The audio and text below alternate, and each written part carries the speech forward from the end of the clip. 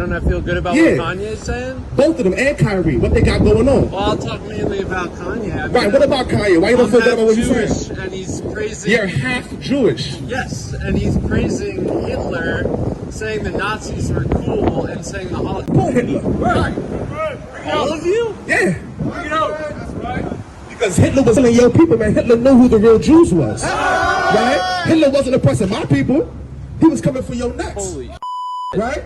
And let me give you a wake-up call, man. You're not a Jew. Similar to those Reshaim, those Israelites, these idiots, Goyim, that they're not idiots because they're Goyim, because there are many smart Goyim, but they happen to be one of the idiots among the nations instead of the righteous among the nations.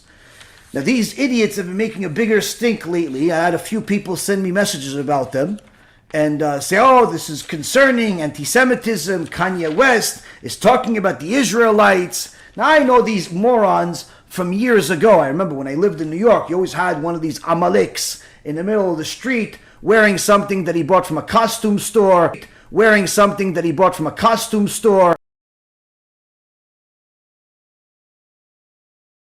But he's, pretending as if he's reading the Ten Commandments from Mount Sinai. And he's reading it in English because none of them know Hebrew. And, yelling at everybody that they're the righteous, they're the original Jews, they're the ones, and the Jews of today are fakers and so on and so forth. Now, of course, at that time that I saw them initially, I didn't know anything about Judaism. So there's not much to argue here. I just knew they're idiots because just the way they behave. Today, Baruch Hashem, after Baruch Hashem, I've had enough time to learn enough that they're morons. Why are they morons? Because their entire premise of everything in regards to being an Israelite and the original Hebrews and they're black and all this racism, all of that can be crushed in literally just a few sentences. There's no need for a debate. I will never have a debate with one of these people because, again, they're violent people both verbally and otherwise. Again, they're violent people both verbally and otherwise. Again, they're violent people.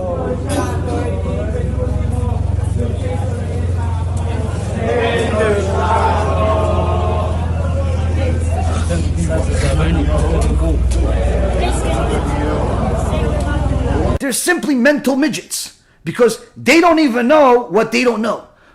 Reading the New Testament, anyone that reads and follows the New Testament is a Christian. There's no question about that.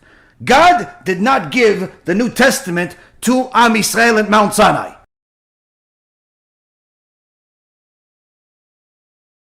Where does it say in the beginning? Well, it says right there. No, you're reading the New Testament in English. Bara Elokim et hashamayim ve'et haaretz. It's in Hebrew. It's not in English. Your translation is a manipulation. Don't tell me that you that came 1,500 years after Am Yisrael received the Torah, you're going to come to my house, to my religion, to my Torah, and tell me what it says when you don't even know the language, for heaven's sake. So, the original Jews, according to morons, were black. Now, all you need to do is read the Torah to know there could never be a possibility that the original Jews were black. Where did the Jews start from?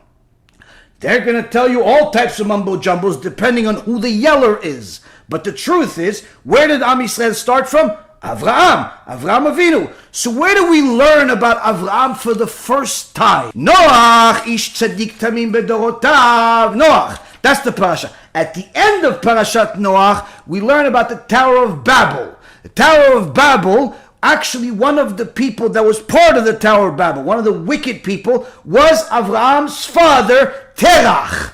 Okay? Now, this is where everything was. That's where Avraham was thrown into the fire by Nimrod.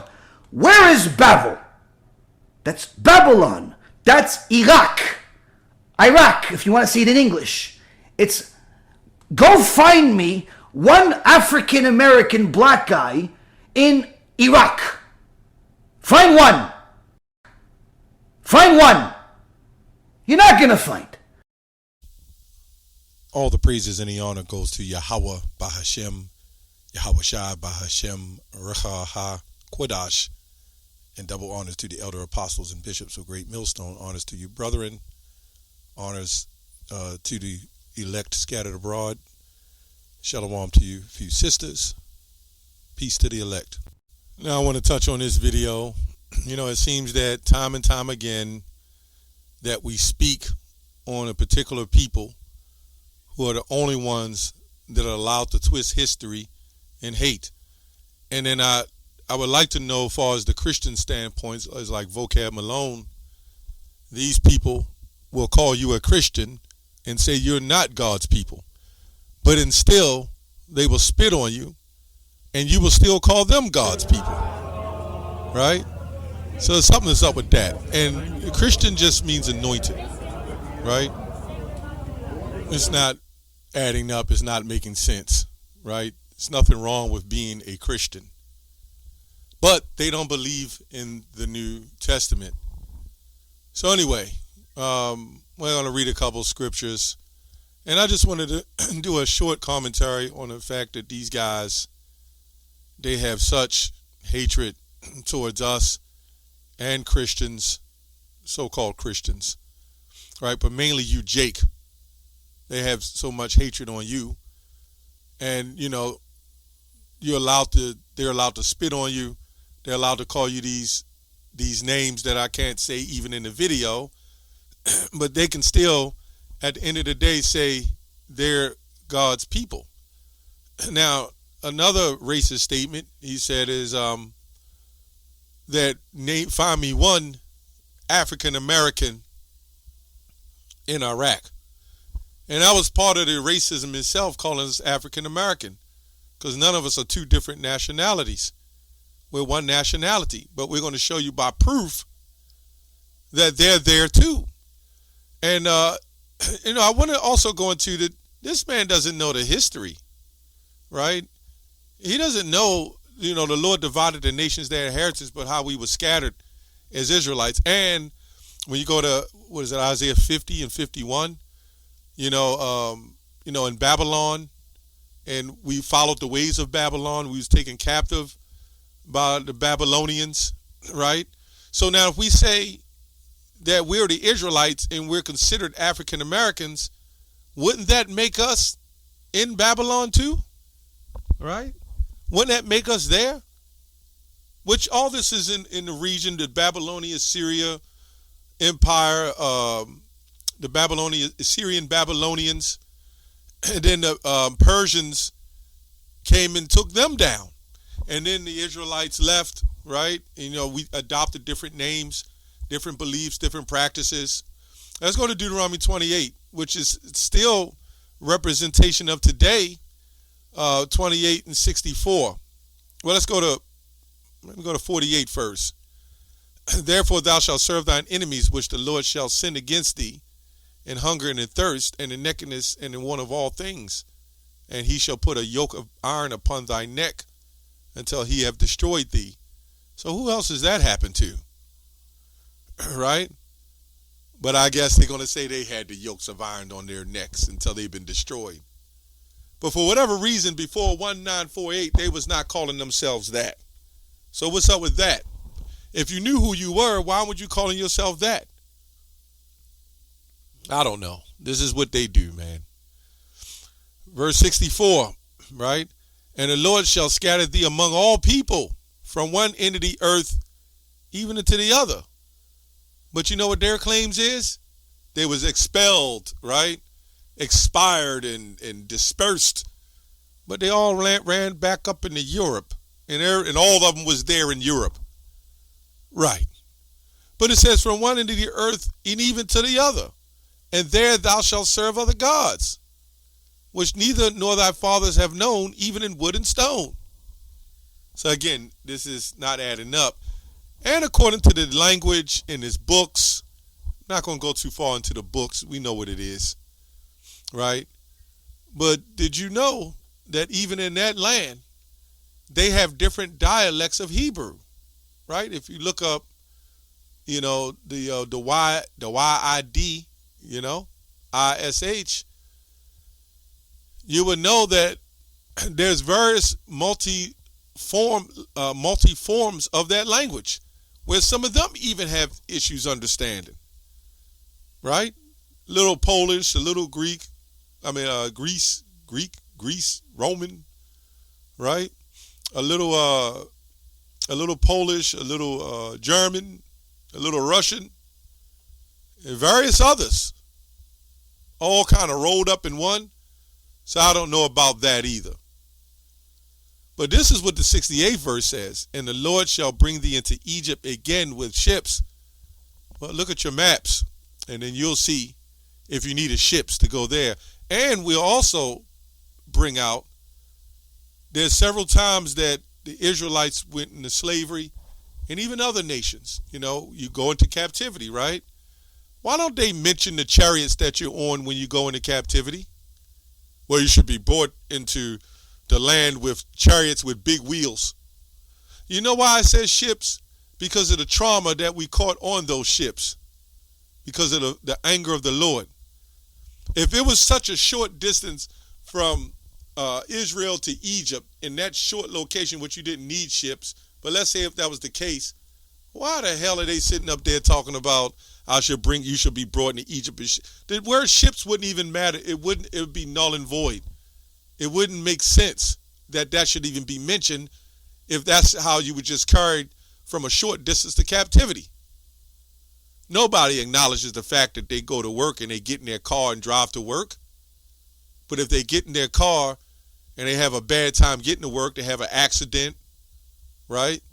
They run into somebody, the car stalls and break down. Well, now you can make the argument that there was some tribulation between where you were and going to work. So that doesn't hold up either. The ships were brought over here. Exodus 20:1 says Egypt, which means bondage. Right? So yes, according to the seed, we're still over there.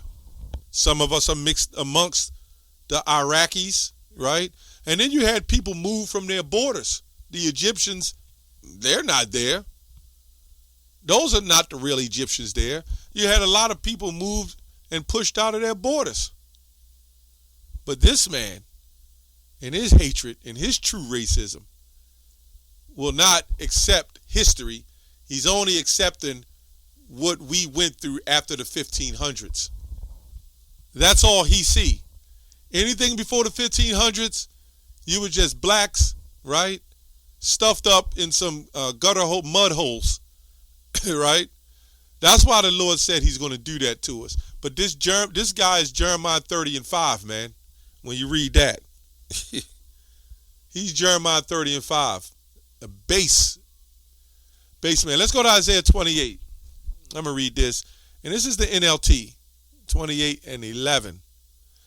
And so now God will have to speak to his people through foreign oppressors who speak a strange language. Well, wait a minute. According to the Bible, this is the Old Testament, this is what it's saying. God has told his people, here is a place of rest. Let the weary rest here. This is a place of quiet and rest. But they would not listen. So the Lord will spell out his message for them again. One line at a time. So that's when it goes line upon line here a little, there a little. So when we were supposed to come back, right, to our natural nationality and our heritage, you know what we did? When we scattered and dispersed, we started following after other gods, just as Deuteronomy said. The rest is right now in these scriptures, right? And knowing what we know and waking up. That's the rest. Jeremiah 17:4. And thou, even thyself, shalt discontinue from thy heritage, which is partially the land, but that goes to us. Your nationality to a degree. You're lost. Now, when you go into the captivity of Babylon, and some of them was released, some of them, they had to, get the seers to see what language, what people they was actually from. That's how destroyed we become. And now we use, through the Spirit, We go through the Spirit to know. It says, discontinue from thine heritage that I gave thee, and I will cause them to serve thine enemies in the land which they know us not. For ye have kindled a fire in mine anger, which shall burn forever, which is a period of time. See, this is kind of crazy that somebody can take on somebody else's identity, right? They can take it on and then kick them out of that identity. But now that you've come into it and you know what it's supposed to be, why haven't you taught the rest of the world and pushed this into the rest of the world? No, you want everybody else to be Roman Catholics or Christians. But if you got the truth, according to the Torah, if you got the truth, right? Isaiah 29, well, let's get that real quick. You know, according to the Bible, are you supposed to be giving this truth and pushing it out so the whole world can follow the laws righteously? So the whole world can see the example, right, of what it is to be a true Hebrew? What's up with that, right? Let's go to, I believe it's Isaiah. Are you going to set the example? Let's go to, is it Proverbs? Isaiah 29, Proverbs 29. When the righteous are in authority, right? If you claim to be upholding righteousness according to God and you're those people, what should happen? When the righteous are in authority, the people rejoice. So should not the people be rejoicing? But when the wicked bear rule, the people suffer. It says here mourn, but it's suffer. Right? Verse 4, the king by judgment established the land, but he that receiveth gifts overthrow it. A man that flattereth his neighbor spreadeth a net for his feet. In the transgression of an evil man there is a snare, but the righteous doth sing and rejoice. Right? This is nothing but evil, man. This is evil. So you set a snare and cause the people to err just so you can say you the people. You know why? Because you don't have the Spirit. When the Spirit of the Lord is on his people will stand and it will start to show and they will shine. And what you see happening is an awakening, and we'll say starting with the elect, that is awakening and standing. And all your tricks and schemes and gimmicks don't work. But you know why the Most High had you do that? He wasn't going to allow you to push this on us because he didn't want us to follow your ways. He wanted us to follow his ways on the left-hand side, which still belongs to him. He didn't want us having any inkling of who we are until it was time for us to wake up. And now we're awakening. And there's nothing you can do. You can go try to throw a couple of Yiddish words in and try to sound deep, but we ain't buying it. So all these years, it was okay to us to read misinterpreted words. They had no problem with that, as long as we follow white Jesus, right? So as long as we follow white Jesus and we in ghettos and we shooting each other, that's fine with them. But they're allowed to separate themselves and say, hey, we're the great people. Doesn't that not sound racist? And you people don't get it. Let's go to Job 30 and 30. He said nobody could, basically he's saying the Israelites not black. Says, my skin is black upon me. Now there's some translations that black is used to be in a horrible state, or white just means glow. So you can't say technically black or white. But we can clearly see my skin is black upon me, meaning a form of suffering, and my bones are burning with heat. You know what they tried to do? They tried to say that it was black ash put on them, right? I can't make this up. Black ash was thrown on them, so their skin is black. No, your skin still wasn't black, right? If somebody throw ash on you, that don't make your skin black. That just means your skin is covered with black. That don't make your skin black. I've never seen a white person turn black through any kind of suffering. I never seen it. So I don't know what this is. And can he explain the Renaissance? All the whitewashing and the covering up of the images. So if that's the case, what was wrong with the old images? If those are the original images, why would you take them down and repaint them? If it didn't matter. Was something wrong with the old images that you had to take them down and repaint them? Right?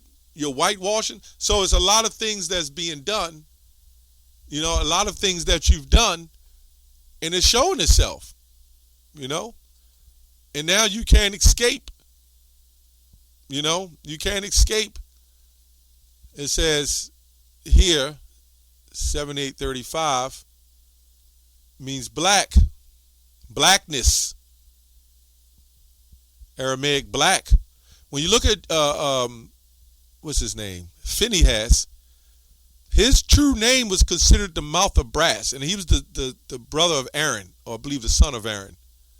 His true name was called the mouth of brass, because we always had either Egyptian names, in our captors, right? They called him what? The Egyptian Negro. It says here, coal. Grow so as coal. Assyrian coal. Of skin. I've never seen a white person's skin turn black. I don't know. Unless Hollywood movie magic will do it. That's how you know something is wrong. Because Charleston Heston and all those videos and those movies, you know why they kept black people out of there, right? So-called black people. Because they didn't want you to know. If it was a thing where it was multicultural, they didn't care, it was black or white, why didn't they have black and white people in there? Not one or two. Even in your commercials today, it's still kind of the same thing. It's just with us, they make us look like fools. So anyway, I just want to touch on that. Again, it seems that only they are allowed to have that kind of hatred, you know, at the end of the day. That's all I have on that. Shalom.